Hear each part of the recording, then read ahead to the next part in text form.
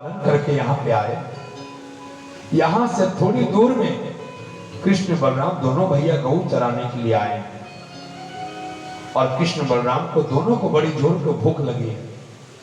आप हे ब्राह्मण देवता, कुछ खाने के लिए अगर सामग्री दे देते तो हम सब भूखे हैं, बलराम भैया भूखे हैं, कन्हैया भूखे हैं। और चारों वेदों का विद्वान पंडित जी भी और ब्राह्मण अभिमानी था। बोला, भगवान के मित्र सखाओं को कहां से आए हो? गुवारिये लोग, भागो यहां से, चलो निकलो, काम बिगाड़ने के लिए चला आता। पंडित जी बोले, पढ़े लिखे नहीं, आगे गुवारिये कहां से? पढ़ना लिखना जानते हो? हम क्या कर रहे हैं? जाओ यहां से, भागो।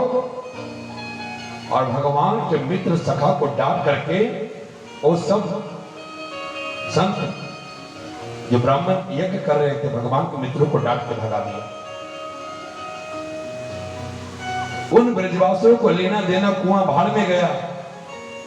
पंडित जी ने उसका प्रणाम भी स्वीकार नहीं किया। जाओ यहां से, सभी ब्रजवासी यहां से भागो यहां से। दूसरे पंडित जी ने डांटा, फटकार लगाया और बेचारा भूखा सारे भगवान के मित्र लौट करके आ गया।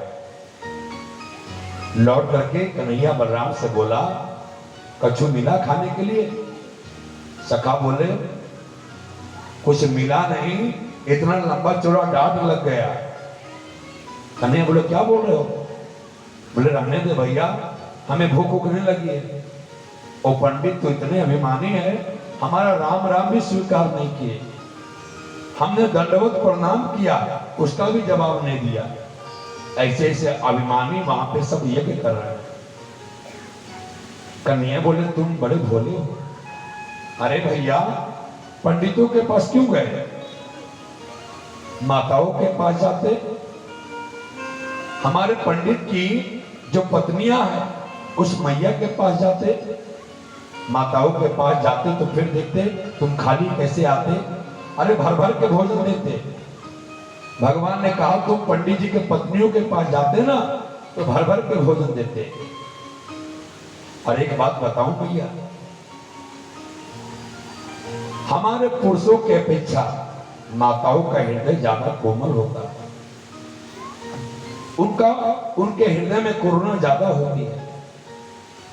आप देखिए, एक आप गौर करिएगा, हमारा बच्चा जब सवेरे स्कूल जाता है, Delhi public school, DV school, तो उनको तैयार करना, उनके लिए टिफिन तैयार करना, फिर 3 घंटे आकर के कार्मिक नगर में भगवान की कथा सुनना। और भैया हम तो 3 घंटा तो करते नहीं, हम तो 2 बजे से लेकर के 9 बजा देते हैं। तो सारा काम करना, बच्चे को खिलाना पिलाना, टिफिन, और फिर 2 बजे से 9 बजे मैया हमारे यहाँ बैठती है। और फिर जब यहां से जाते हैं तो भोजन बनाना खिलाना, फिर घर जाकर के सारी व्यवस्था देखना। फिर पति जब आते हैं ऑफिस से, दुकान से, मकान से, अपने पति का तेवर सहना, बच्चे की व्यवस्था देखना। और 6-6 घंटा भगवान का कथा के लिए निकालना, कितनी बड़ी बात है मैया। ये परमात्मा की कृपा के बिना नहीं होता जी। ये परमात्मा के बिना कृपा के नहीं होता। हम जहां भी कथा कहते हैं भैया, वहां का आंकड़ा है 30% हमारे पुरुष भाई होते हैं और 70% माताएं होती हैं। 70% कहीं भी कथा करते हैं। ये पुरुषों को कहां फुर्सत है जी कथा वथा सुनने के लिए? इनको छुट्टी मिलता ही नहीं है कथा सुनने के लिए। इनको तो ताश खेलने के लिए समय चाहिए, काम के लिए टाइम चाहिए, 2 नंबर का बहुत कुछ करते हैं। इन्हें फुर्सत कहां कथा सुनने का? सारा काम करेंगे पुरुष भाई, लेकिन भगवान की कथा सुनने नहीं आते। लेकिन हमारे कार्मिक नगर के माताओं के बराबर महान कौन हो सकता? 6-6 घंटे कथा में सुनना, सबके तेवर सहना और फिर घर के जाकर के सारी व्यवस्था देखना, पूजा पाठ सत्संग भजन ध्यान में मन लगाना। दान आदि भी जितनी हमारी मैया करती है ना, उतना पुरुष लोग नहीं करते जी। इसलिए तो हमारे मनु स्मृति में मनु महाराज ने लिखा है, ध्यान से सुनिएगा।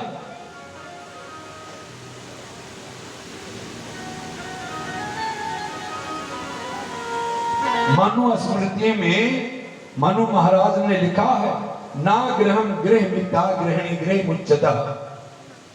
ये ईंट पत्थर का मकान को घर नहीं कहते मैया, बल्कि गृहिणी का नाम ही घर है। स्त्री चाहे तो घर को स्वर्ग बना दे, स्त्री चाहे तो घर को मंदिर बना दे, स्त्री चाहे तो घर को बैकुंठ बना दे, और स्त्री चाहे तो घर को नरक का अड्डा बना दे।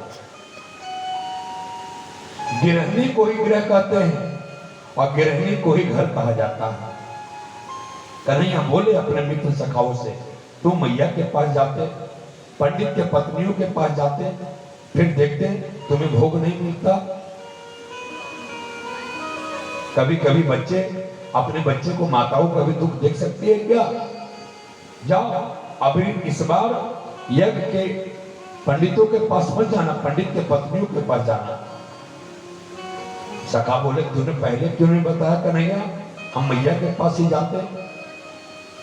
अब जहां पंडित लोग यज्ञ मंडप में स्वाहा स्वाहा कर रहे थे, उसके सामने से ही घर बने थे और घरों में ब्राह्मणी सब अपने अपने घर में थी। इस बार कृष्ण के मित्र सखा गए तो ना तो पंडित जी से राम राम करी और ना पंडित जी को प्रणाम किया, सीधा भगवान के सभी मित्र उनके घर में घुस गए। अब पंडित लोग तो उस समय स्वाहा स्वाहा कर रहे हैं, लेकिन मन तो उनका घर के द्वार पर लगा था। ये ब्रजवासी फिर आ गए, हमारे घर में घुसे जा रहे हैं, लेकिन उस समय स्वाहा स्वाहा कर रहा था, कर क्या सके। तो उनकी पत्नियां बड़ी बड़ी सभी वहां पे सुशीला परिभक्तिमती एक पत्नियां बैठी थी, सबकी पत्नियां बैठी थी। ग्वाल बालों को जैसे ही देखा ना, छोटे छोटे ग्वाल बालों को देखा, आओ भैया। अरे कहां से आए, कहां से आए भैया? बोले माता जी हम कृष्ण बलराम के सखा, दोनों भैया कृष्ण भैया और बलराम भैया दोनों पधारे हैं, गाय चराने आए हैं। उन दोनों को बड़ी भूख लगी है, आप कुछ खाने के लिए थोड़ा दे देते मैया। उन एक पत्नी ने सुना कि हमारे गोविंद आए हैं, हमारे कन्हैया आए हैं, हमारा बाल कृष्ण आया है। सुनो भैया, तुम कुछ देर बैठो बैठो, अभी मैं अभी भोग बनाती हूँ। आज सारे भगवान के मित्रों को उन मैया ने बैठाया और माताओं ने चूल्हा जलाया, इतना सुंदर स्वादिष्ट भोग बनाया, पीने के लिए खाने के लिए नमकीन मीठा चारों प्रकार का भोग बनाया। आग्वाल सखा से बोली, सुनो तुम कहो तो हम भी भोग लेकर के चले, अपने हाथों से कृष्ण बलराम को खिलाएंगे। ब्रजवासी बोले, भैया बहुत खुशी की बात है, आप ही चलो। अब सब यज्ञ पत्नियां अपना घर बार छोड़ करके भगवान का महाप्रसाद लेकर के सब जाने लगे।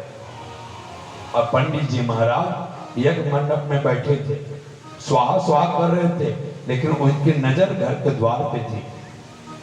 आप देखिएगा यज्ञ का नियम है कि यज्ञ में जब आदमी बैठता है तो बीच में उठ नहीं सकता, बीच में बोल नहीं सकता। अब अपनी पत्नी से जाने से कैसे रोके, पत्नी को जाने से कैसे मना करे?